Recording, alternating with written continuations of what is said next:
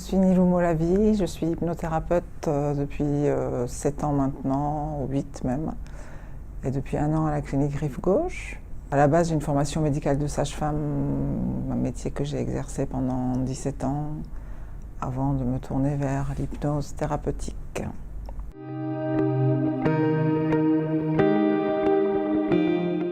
On est tous plus ou moins en état d'hypnose dans la journée, plus ou moins souvent, plus ou moins longtemps. C'est un état naturel.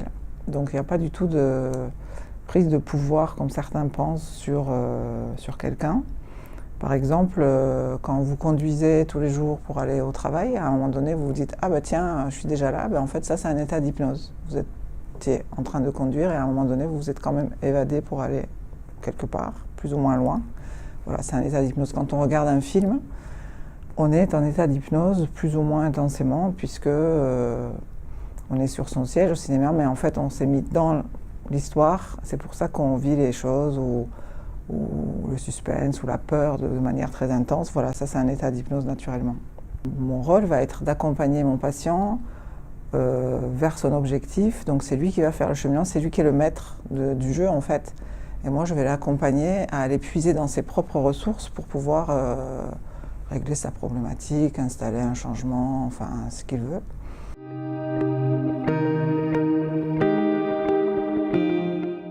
Mes champs d'action à moi sont donc toutes les douleurs chroniques, qu'elles soient physiques, somatiques, aussi ce que j'appelle les douleurs de la vie.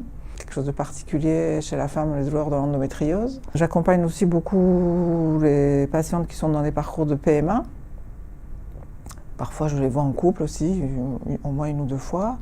Et puis de manière générale, j'accompagne la femme dans toute sa vie, que ce soit pendant les grossesses, si elle a des craintes particulières, après une fausse couche, après une interruption médicale de grossesse, pendant la ménopause, pour les troubles de la ménopause, et voilà, et d'autres choses encore.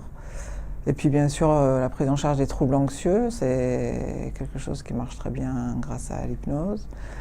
Et je suis très touchée aussi par ce que l'hypnose peut apporter sur le plan biologique. Par exemple, il m'arrive de préparer des patients pour une intervention chirurgicale et on sait aujourd'hui tout à fait clairement qu'un patient qui a eu une petite séance d'hypnose avant d'être endormi, que ce soit en anesthésie locale ou en anesthésie générale, va avoir besoin de moins de produits anesthésiants.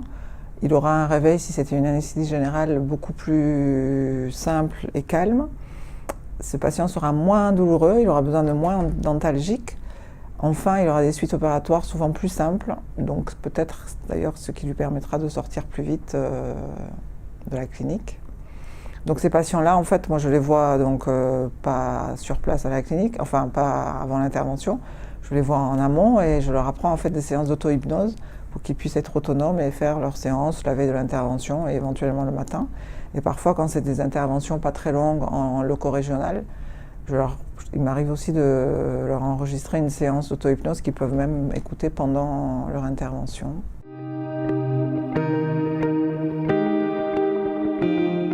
Pour le tabac, en fait, je fais une prise en charge globale, c'est-à-dire que j'accompagne mon patient pour arrêter de fumer, mais en fait, plus globalement, je l'accompagne pour ce problème d'addiction, parce que c'est quand même un problème d'addiction.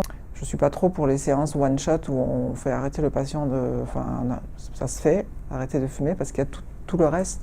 Pourquoi? Le vide que ça va laisser, pour éviter qu'il y ait reprise rapidement, qu'il y ait d'autres soucis, peut-être une autre addiction qui vienne prendre la place, ou des troubles anxieux qui viennent se rajouter. Donc voilà, ma prise en charge pour le tabac est globale.